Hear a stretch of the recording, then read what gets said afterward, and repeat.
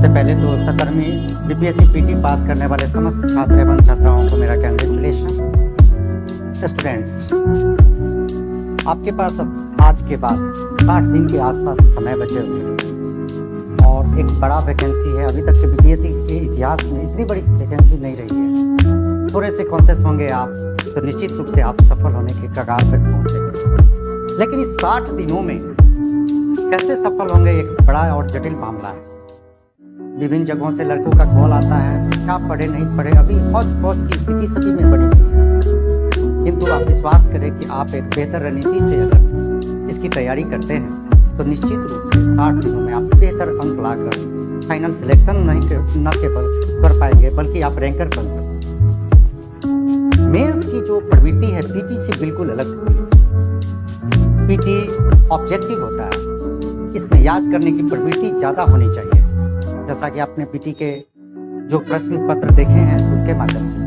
किंतु मेंस का जो स्ट्रेटजी है, मेंस के जो प्रश्न के हैंडल करने के तरीके हैं वो बिल्कुल अलग है। इसमें विश्लेषणात्मक प्रश्न का विश्लेषणात्मक तरीके से उत्तर दिए जाते हैं। तो ऐसे में हम समझते हैं कि जितने भी बच्चे मेंस तैयारी कर रहे हों, मेरे माध्यम से जितने भी लोग सुन रहे हैं, इस बात को ध्यान रखें कि आप जब तक अपने विश्लेषण क्षमता, लेखन क्षमता, आप थिंकिंग लेवल आप जब तक नहीं बढ़ाएंगे, बीपीएससी को टारगेट कर पाना मुझे लगता रहता है कि मेंस अब मुश्किल हो गया। हालांकि पहले आप देखेंगे 67 से पहले तो थोड़ा सा आसान जरूर थी, किंतु बीपीएससी का वर्तमान में जो सिलेबस है या पूछने की जो प्रवृत्ति है, ये प्रवृत्ति बहुत जटिल सी हो गई है। जटिल इसलिए है कि पहले कुछ प्रश्न पूछे जाते थे, अब 5 आपको प्रश्न शॉर्ट फॉर्म में लिखने हैं और 69, 68 में ऐसे बहुत सारे बच्चे रहे हैं जिनका छोटे प्रश्न यानी शॉर्ट क्वेश्चन जो है लगातार छूटता रहा है और यही कारण है कि उसको रिजल्ट लेने में असुविधा।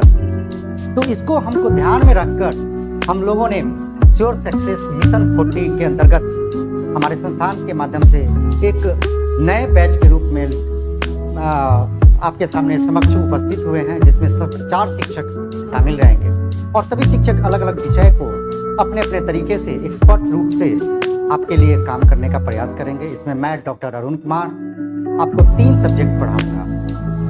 पहला तो पॉलिटी, दूसरा हिस्ट्री और तीसरा एसे का एक सेक्शन। इसके अलावा दूसरा जो शिक्षक है दीपक सर आपके साथ ज्योग्राफी, इकोनॉमिक्स, IR, साइंस और इसके साथ साथ एसे का एक सेक्शन वो भी लेंगे। तीसरा सर हैं प्रमोद सर, वो आपको साइंस एंड टेक के सेक्शन को लेंगे और चौथे सेक्शन है इरफान सर जो बीपीएससी के सबसे कोर सब्जेक्ट है स्टैटिक्स, उनको हैंडल करेंगे। इस प्रकार से हम लोग 4 शिक्षक मिलकर एक 2 तरीके का कोर्स लाए।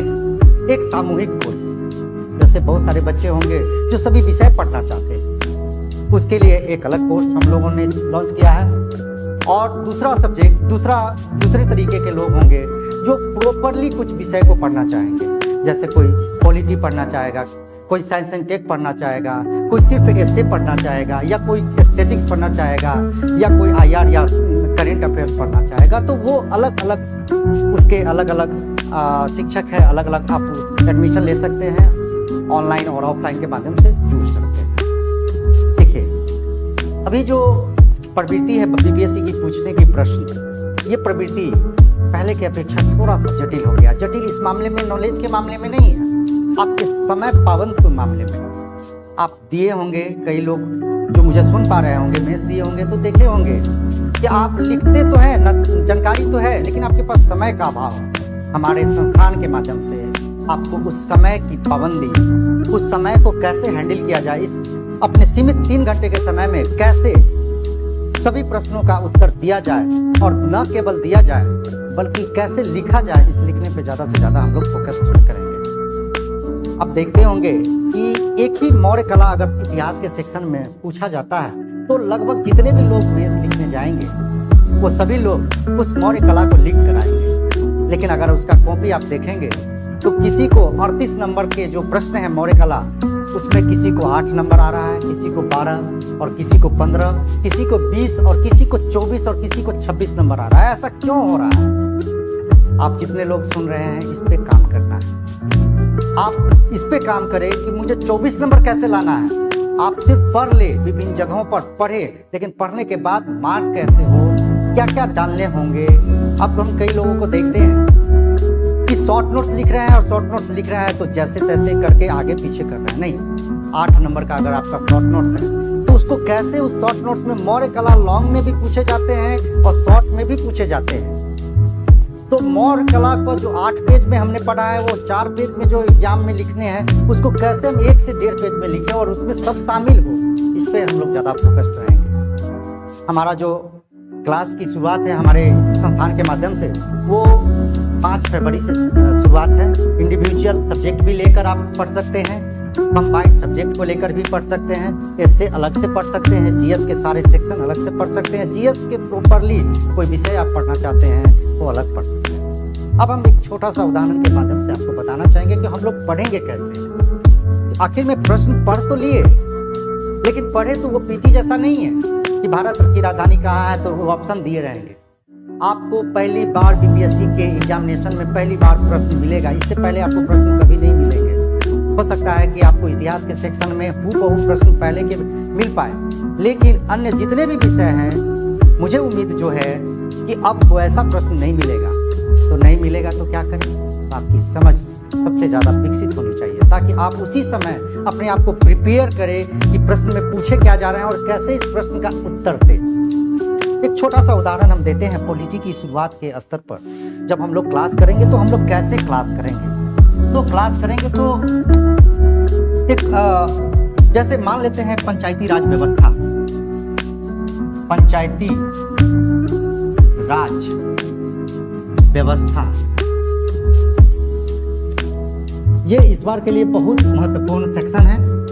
इस बार के लिए 70 के लिए बहुत बीबीआई और हमेशा बीबीआई रहता है, क्योंकि पंचायती राज का जो स्थिति देखेंगे बिहार का, वो भारत में सबसे बेहतर माना जाता है। पंचायती राज ने एक बड़ा सा माहौल खड़ा कर दिया है, बड़ी उपलब्धि हासिल किया है, बहुत सारे प्रवृत्तियों को चेंजेस लाई। तो पंचायती राज जब व्यवस्था पूछेगा तो इसके सबसे पहले हम लोग पढ़ने के क्रम में इसको तोड़ लेते हैं कि कितने भाग में पंचायती राज व्यवस्था से प्रश्न पूछे जा सकते हैं। तो सबसे पहले इसका भूमिका,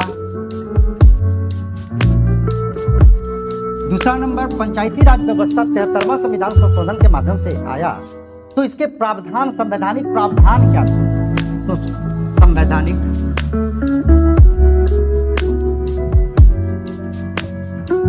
प्रावधान क्या?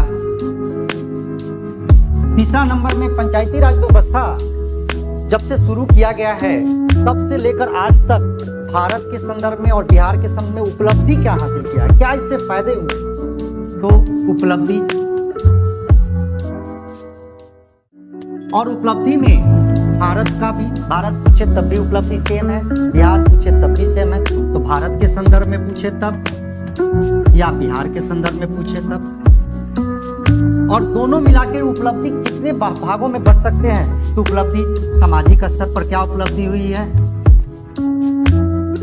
राजनीतिक स्तर पर क्या उपलब्धि हुई है, आर्थिक स्तर पर क्या उपलब्धि हुई है, सांस्कृतिक रूप से क्या उपलब्धि हुई है।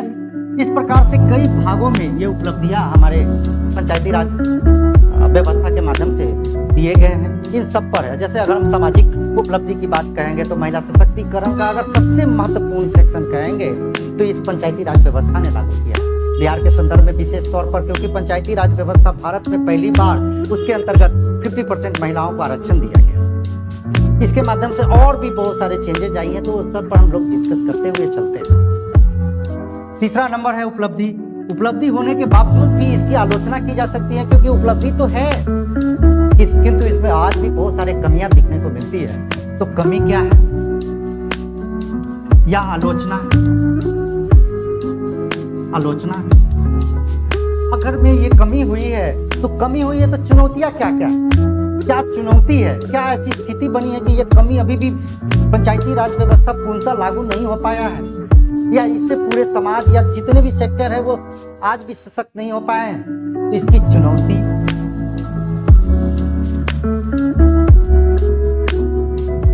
और जब चुनौती है तो चूंकि पंचायती राज व्यवस्था है, कंटिन्यू बना हुआ है, तो इसमें सुधार की गुंजाइश तो है ही।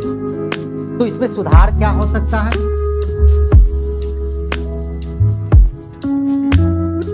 सुधार क्या, या सुधार सरकार के द्वारा भी किए जा रहे हैं, सुधार स्वयं भी किए जा रहे हैं, समाज के द्वारा एनजीओ के माध्यम से भी किए जा रहे हैं, और तब लास्ट में जाकर इसका निष्कर्ष होगा। और इस प्रकार से ये अब बीपीएससी, चाहे यूपीएससी, बीपीएससी, चाहे कोई भी पीसीएस हो, अब कुछ भी पूछेगा तो पंचायती राज व्यवस्था टॉपिक से अगर पूछेगा तो हमको इसी सेक्शन से सवाल पूछे जाएंगे। इस प्रकार से पूर्व में बीपीएससी पूछे हुए इसी सेक्टर से एक प्रश्न है, उसके माध्यम से भी हम थोड़ा सा समझाना चाहते हैं। बीपीएससी पूर्व में एक प्रश्न पूछा है कि 73वां संविधान संशोधन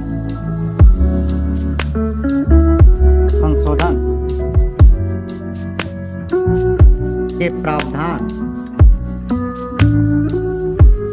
की चर्चा करते हुए बिहार में इसकी उपलब्धि, बिहार में इसके उपलब्धि का आलोचनात्मक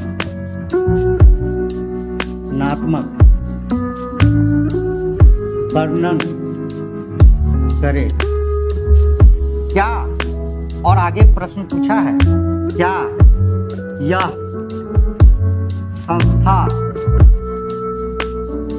सशक्तिकरण करने में सफल रही है? तो मेंस में इस प्रश्न को देख तो रहे हैं, बड़ा प्रश्न है, हालांकि पूछा है बड़ा, मैंने इसको शॉर्ट करके लिखा है, लेकिन इसको सबसे पहले समझना है कि मेंस के जो टॉपिक हम पढ़ते हैं, तो सबसे पहले हमें समझना होता है कि ये प्रश्न जो पूछे गए हैं किस टॉपिक से पूछा है। तो सबसे पहले 73वां संविधान संशोधन, यहाँ पंचायती राज व्यवस्था नहीं लिखा है, लेकिन 73वां संविधान संशोधन जुड़ा हुआ किससे? पंचायती। तो ये है क्या? टॉपिक। अब कीवर्ड क्या है, कीवर्ड में क्या पूछे गए हैं? तो इसके पहला कीवर्ड है क्या? प्रावधान। नंबर 1 प्रावधान। दूसरा है कि बिहार में इसकी उपलब्धि का आलोचनात्मक, उपलब्धि पूछा है और इसका आलोचनात्मक है। आलोचनात्मक में दो बातें अपने आप छुपी होती है, एक सकारात्मक और एक नकारात्मक। और तीसरा है क्या यह संस्था सशक्तिकरण करने में सफल रही है? अब आपका इसमें उत्तर देना है कि सशक्तिकरण में है। तो जब इस तरह के प्रश्न है तो हम पॉजिटिव वे में जाएंगे, क्योंकि याद रखना है मेंस के क्रम में कि 3G को कभी निगेटिव नहीं मान के चलेंगे, गॉड, गांधी जी और गवर्नमेंट, 3 चीजों को। तो इस प्रकार से हम जब प्रश्न का आंसर लिखने जाएंगे तो सबसे पहले होगा क्या? भूमिका। दूसरा नंबर में प्रावधान क्या क्या, और प्रावधान जब लिखेंगे तो पॉइंट्स में लिखेंगे, पॉइंट्स में लिखेंगे। तीसरी चीज क्या है, पूछ दिया है, तीसरा चीज उपलब्धि। उपलब्धि, और उपलब्धि का पहले हम पॉजिटिव लिखेंगे, पॉजिटिव। आलोचनात्मक वर्णन किया है तो फिर हम लिखेंगे क्या? निगेटिव। और तब पूछा है कि क्या यह संस्था सशक्तिकरण में सफल रही है? तो बिल्कुल रही है। सामाजिक स्तर पर सशक्तिकरण हुआ। आप गांव में आप जाएंगे तो पंचायती राज व्यवस्था ने बहुत सारे चेंजेस ला दिया, महिलाओं में क्रांति ला दी है, आप ये निम्न वर्गों में क्रांति ला दिया है। आज तो ये सारा चीज चौथा नंबर में आपका सशक्तिकरण और तब 5वां नंबर में आपको निष्कर्ष लिखेंगे, निष्कर्ष लिखेंगे। और इस प्रकार से इस प्रश्न की पूरी प्रारूप आंसर फॉर्मेट होगा और इस सारे सेक्शन को जब आप लिखेंगे तब आपके पूरे के पूरे मार्क्स मिलेंगे। अदरवाइज इसमें से एक सेक्शन भी छूटा तो मेंस में नहीं है। इस प्रकार से डियर स्टूडेंट, मैं यही कहना चाहता हूँ कि कि आप लोग आएँ, ऑफलाइन ऑनलाइन जो भी हैं। आप अगर कोई इंक्वायरी लेना चाहेंगे, चाहे इसके फी को लेकर, चाहे इस संस्थान के विभिन्न क्रियाकलापों को लेकर, तो आप नीचे में नंबर दिया गया है, उस नंबर के माध्यम से आप संपर्क कर सकते हैं। ऑफलाइन और ऑनलाइन आप जुड़िए और 60 दिन में आप देखिएगा कि मैं पूरे पढ़ा पाऊंगा कि नहीं पढ़ाऊंगा, इसकी गारंटी तो नहीं ही दे सकता, लेकिन इस बात का तय है कि आप एग्जाम हॉल में जाएंगे तो आपके प्रश्न जब आएंगे तो आपके हाथ ऑटोमेटिक चलने लगेंगे। ये मैं यहाँ पर सिखाता हूँ। मैं प्रॉपरली कॉपी चेक करता हूँ, शुद्धिकरण चेक करता हूँ, कहाँ स्टेप लेना है, कहाँ स्टेप नहीं लेना है, इस पर डिस्कस करता हूँ। और टॉपिक जब पढ़ाता हूँ तो उस टॉपिक का मैं टेस्ट लेता हूँ, शॉर्ट नोट्स के रूप में, लॉन्ग नोट्स के रूप में। और मेरे पढ़ाने के, हम लोगों के पढ़ाने के जो तरीके हैं कि पहले कोई भी टॉपिक का डिस्कस करना, लॉन्ग लिखाना और तब उसका शॉर्ट भी करना, क्योंकि शॉर्ट आज के डेट में मेंस की सबसे अहम भूमिका है शॉर्ट की। जो शॉर्ट लिखना नहीं जानता है, बीपीएससी उसका सिलेक्शन नहीं होगा। क्यों? क्योंकि 5-5 करके 25 प्रश्न शॉर्ट के पूछे जाते हैं, इसलिए अहम है। इसलिए आप लोग जुड़े। Thank you very much.